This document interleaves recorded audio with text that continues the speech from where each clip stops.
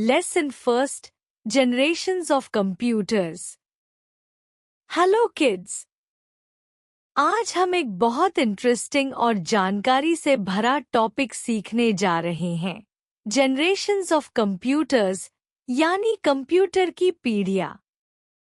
ठीक वैसे ही जैसे आपके परिवार में दादाजी, पापा और आप 3 अलग-अलग जनरेशन्स के लोग हैं, वैसे ही कंप्यूटर्स भी समय के साथ अलग-अलग जनरेशन्स में डेवलप हुए हैं।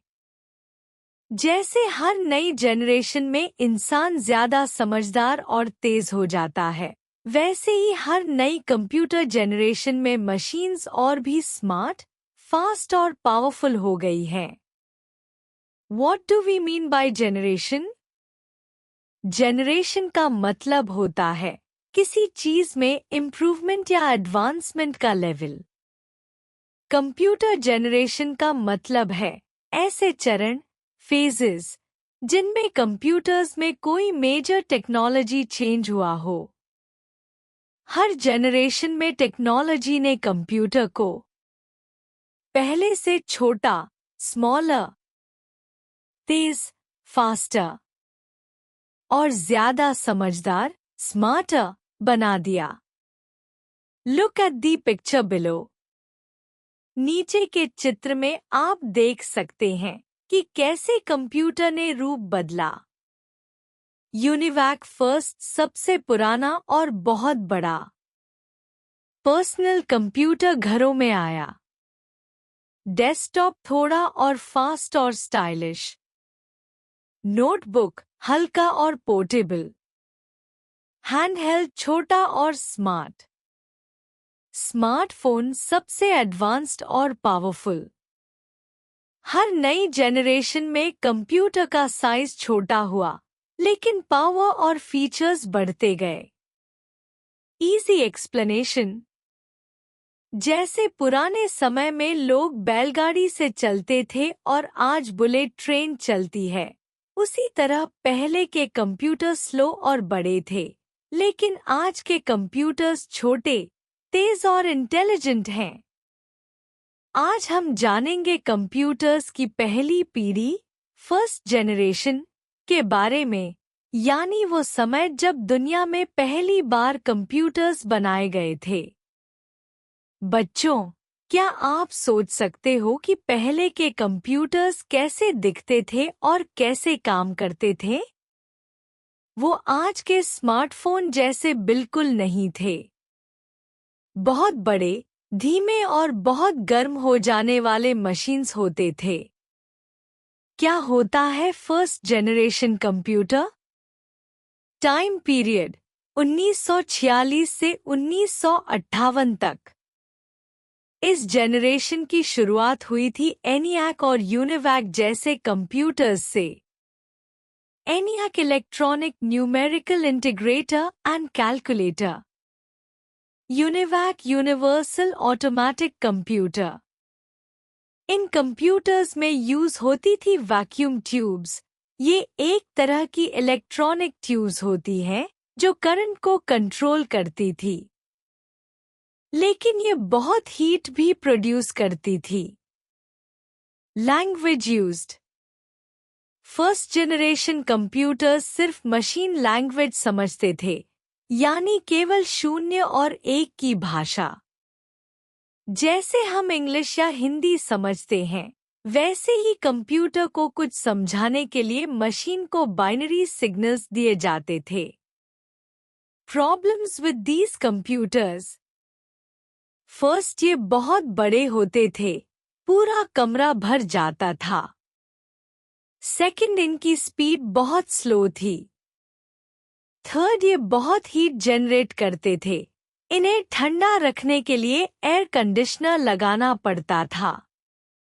फोर्थ, ये बहुत महंगे थे और हर कोई इनका यूज नहीं कर सकता था। फिफ्थ और सबसे बड़ी बात, ये नॉट रिलायबल थे, यानी बार बार खराब हो जाते थे।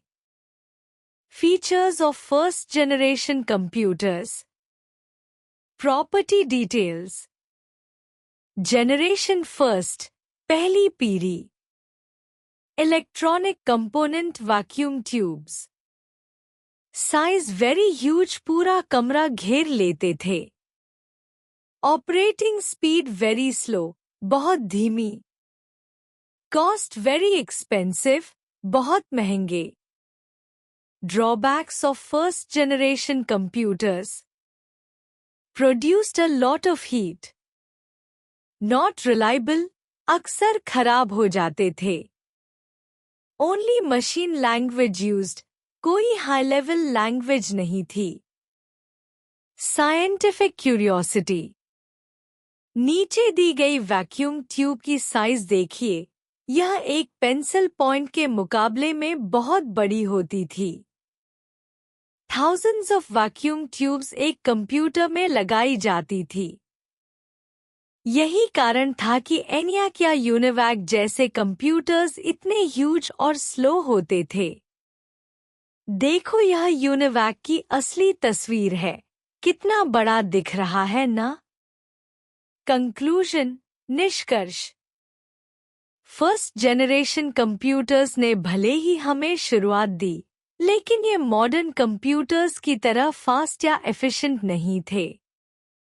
लेकिन यही बेस बना जिससे आगे की जनरेशन्स में कंप्यूटर्स और भी ज्यादा स्मार्ट बने. पिछले पार्ट में आपने जाना कि फर्स्ट जनरेशन कंप्यूटर्स कितने बड़े, धीमे और मुश्किल थे, जिनमें वैक्यूम ट्यूब्स का इस्तेमाल होता था. लेकिन अब समय था बदलाव का. अब शुरू होती है दूसरी पीढ़ी, सेकेंड जनरेशन ऑफ कंप्यूटर्स, जिसमें वैक्यूम ट्यूब्स की जगह आ गए ट्रांजिस्टर्स. ट्रांजिस्टर्स ने कंप्यूटर्स की दुनिया में बहुत बड़ा बदलाव लाया, और इसी वजह से सेकेंड जनरेशन कंप्यूटर्स पहले से स्मॉलर, फास्टर, चीपर और ज्यादा रिलायबल हो गए. क्या है ट्रांजिस्टर और यह क्यों जरूरी है?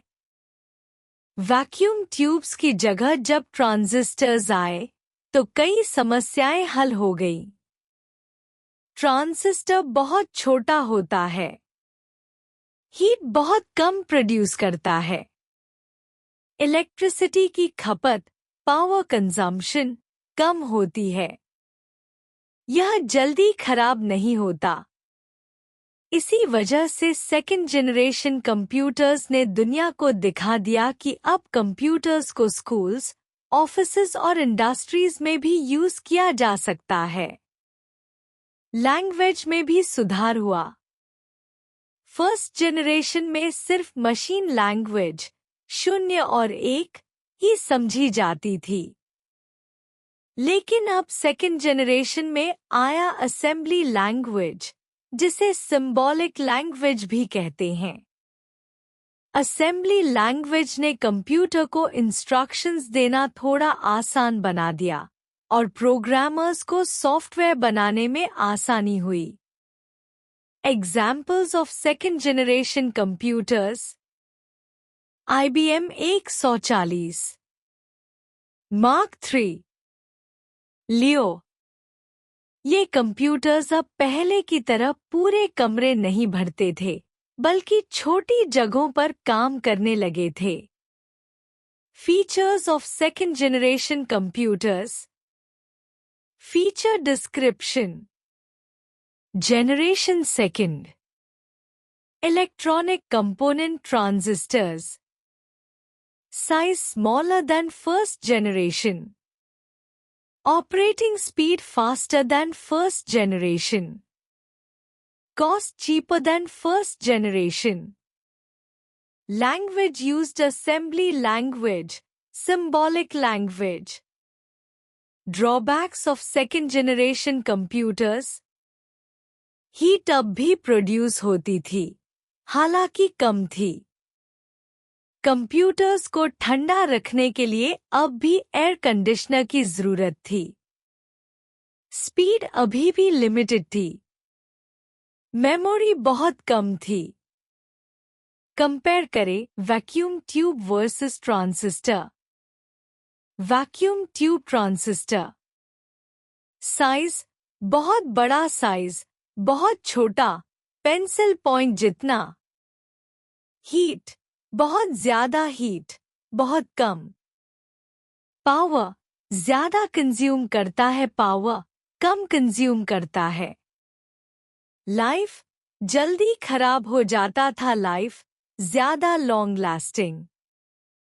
एक वैक्यूम ट्यूब 40 ट्रांजिस्टर्स के बराबर काम कर सकती थी। सो इमेजिन कितनी एफिशिएंसी बढ़ गई होगी। Fact bit: Second generation computers were the first computers that could store instructions in memory. मतलब अब कंप्यूटर इंस्ट्रक्शंस को याद रख सकता था। ये एक बहुत बड़ा एडवांसमेंट था। जैसे जैसे समय बीतता गया, कंप्यूटर्स भी तेज, छोटे और स्मार्ट होते चले गए।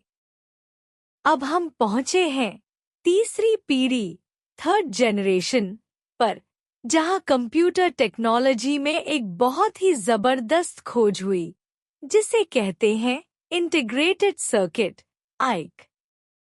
यह वही जनरेशन है जहां कंप्यूटर्स ने पहली बार इंसानों के साथ इंटरैक्टिव काम करना शुरू किया, यानी हम सीधे कंप्यूटर से बात कर सकते थे through keyboard and monitor. What is an integrated circuit, IC? IC यानी इंटीग्रेटेड सर्किट एक छोटा सा चिप होता है जो हजारों ट्रांजिस्टर्स का काम अकेला कर सकता है।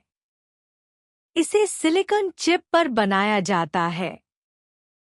एक टाइनी आईसी हजारों ट्रांजिस्टर्स का काम। इससे कंप्यूटर की स्पीड बहुत बढ़ गई और साइज बहुत कम हो गया। बच्चों, आईसी की खोज ने कंप्यूटर की दुनिया को बदल दिया। अब मशीन्स और फास्ट, पोर्टेबल और अफोर्डेबल बन गईं। Major improvements in this generation: अब यूजर्स सीधे कंप्यूटर से इंटरैक्ट कर सकते थे कीबोर्ड और मॉनिटर की मदद से। अब एक साथ कई प्रोग्राम्स चल सकते थे, जिसे कहते हैं मल्टीप्रोग्रामिंग। कंप्यूटर्स में आया ऑपरेटिंग सिस्टम जो सारे कामों को संभालता है। लैंग्वेज में हुआ बड़ा सुधार। अब कंप्यूटर्स में इस्तेमाल होने लगी हाई लेवल लैंग्वेजेस जैसे Fortran, formula translation, COBOL, common business oriented language. इन लैंग्वेजेस की मदद से सॉफ्टवेयर बनाना आसान हो गया। Examples of third generation computers: ICL, CDC, IBM 360, ICL 1900।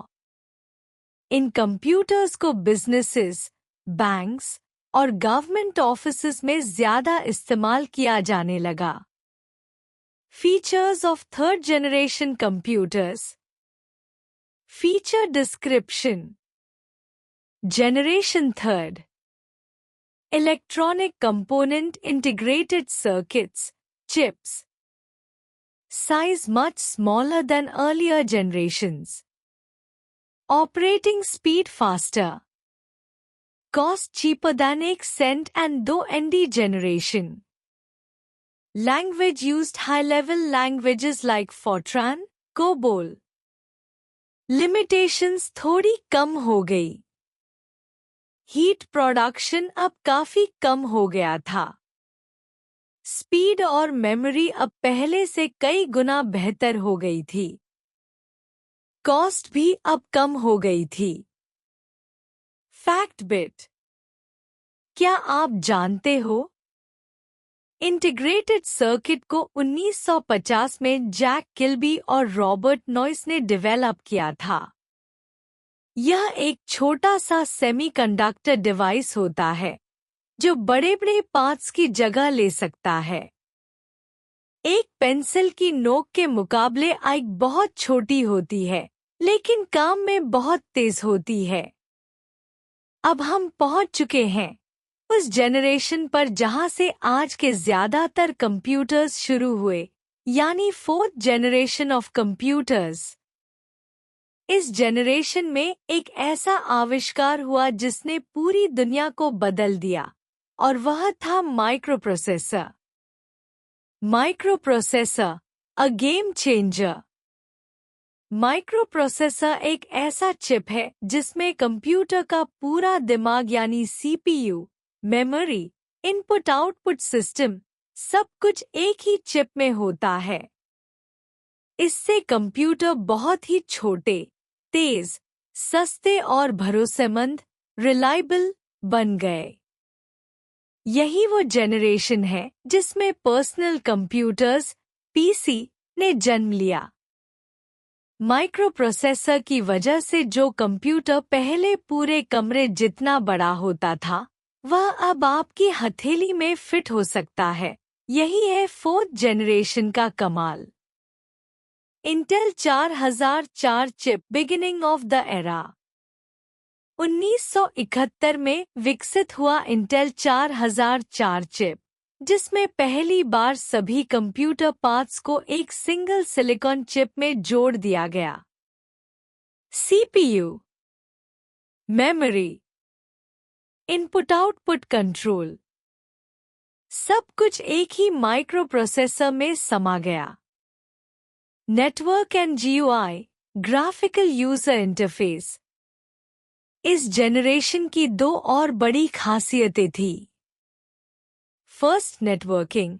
अब कंप्यूटर्स को एक दूसरे से जोड़ा जा सकता था, जिससे इंटरनेट का रास्ता खुला।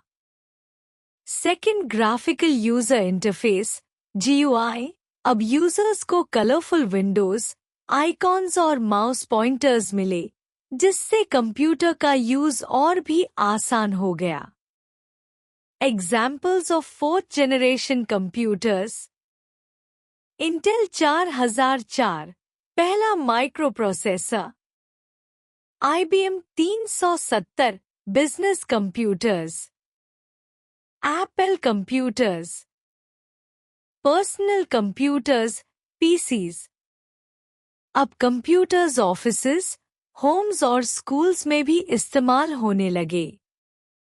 Features of 4th generation computers. Feature description. Generation 4th, electronic component microprocessor. Size बहुत छोटा, smaller than ever before. Operating speed very fast. Cost पहले की तुलना में बहुत सस्ता। Reliability extremely reliable and durable. Extra knowledge. 1981 IBM ने इंट्रोड्यूस किया पहला पर्सनल कंप्यूटर। 1984 एप्पल ने लॉन्च किया मैकिन्टॉश कंप्यूटर। अब कंप्यूटर्स यूजर फ्रेंडली और घर घर की चीज बन गए। Look at the images below. Intel 4004 chip, सबसे पहला माइक्रोप्रोसेसर। पर्सनल कंप्यूटर, आज का familiar desktop. Small silicon chip, जिसे हम आज स्मार्टफोन्स में भी यूज करते हैं। हम अब पहुंच गए हैं उस जनरेशन पर जो आज और आने वाला भविष्य है, यानी 5th जनरेशन ऑफ कंप्यूटर्स। यह वो दौर है जहां कंप्यूटर्स केवल इंसानों द्वारा ऑपरेट नहीं किए जाते, बल्कि खुद सोचकर डिसीजंस लेते हैं। इस पीढ़ी के कंप्यूटर्स में यूज होती है आर्टिफिशियल इंटेलिजेंस, AI। अब कंप्यूटर्स सिर्फ तेज ही नहीं, बल्कि समझदार भी बन गए हैं। What is artificial intelligence, AI?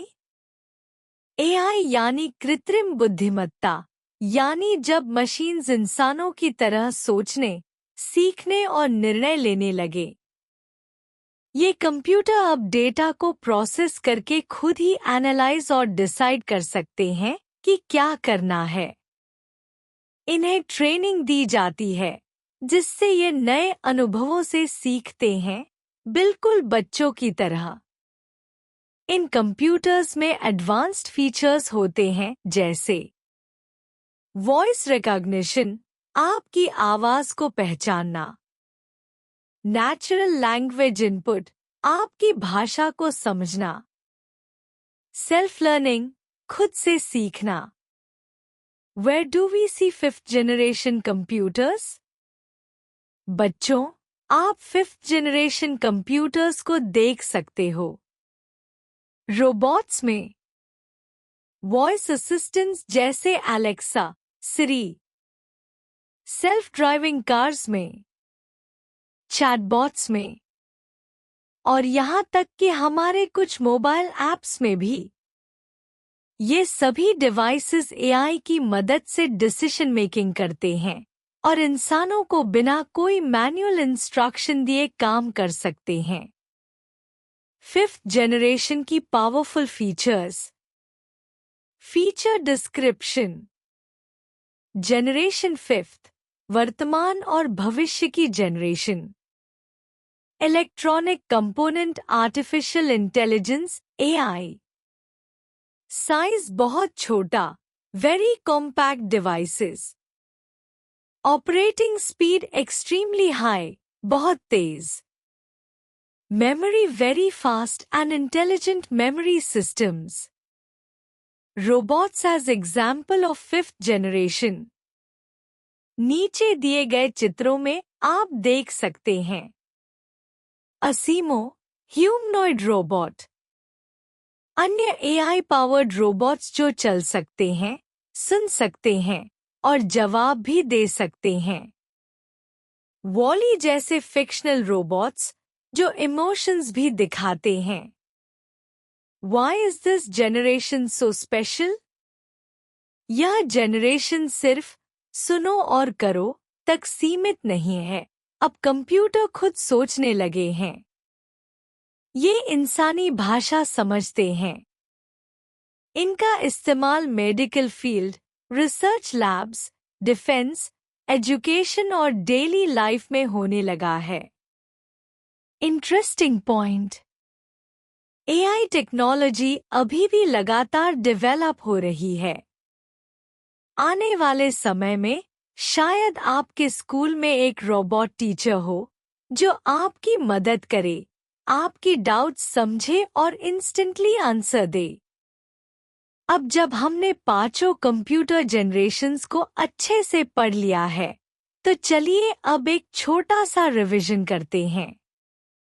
नीचे कुछ सवाल दिए गए हैं, पहले हम उन्हें समझेंगे और फिर मिलाकर हल करेंगे। लर्निंग पॉइंट्स चार्ट रिवाइज कर लो। Generation time period device used, language used, examples. First, 1946 1958 vacuum tubes, machine languages, ENIAC, UNIVAC. Second, 1959 1964 transistors, assembly languages, IBM 1401, IBM 700. Third, 1965 1970 integrated circuit, high level languages, IBM 360, ICL 1900. Fourth, 1971 today micro processor, high level language plus GUIT, IBM 4300, ICE 2900. Fifth, present beyond, Artificial Intelligence Voice plus Natural Language Input Robots, Asimo, Wall-E etc.